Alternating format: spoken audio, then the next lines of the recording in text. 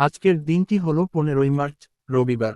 আজকে আমাদের বিদ্যালয়ে ক্লাস 2 থেকে ক্লাস 9 পর্যন্ত ভর্তি পরীক্ষা অনুষ্ঠিত হয়।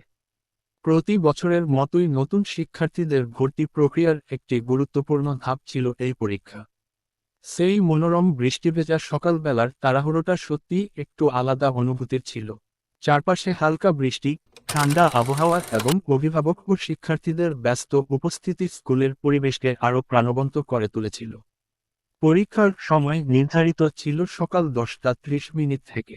তবে সকাল 9টা থেকেই স্কুল প্রাঙ্গণে গার্ডিয়ানরা এসে উপস্থিত হতে শুরু করেন।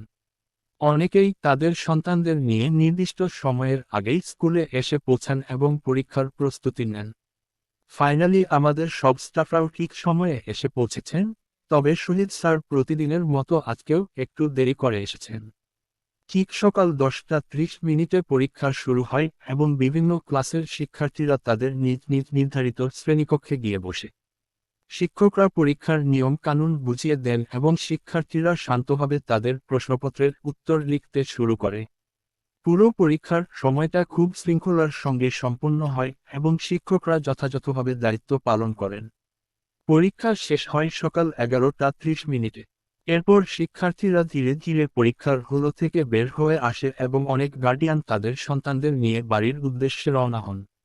অন্যদিকে শিক্ষক ও স্টাফরা অফিসে বসে সবাই মিলে প্রশ্নপত্র চেকিংয়ের কাজ শুরু করেন।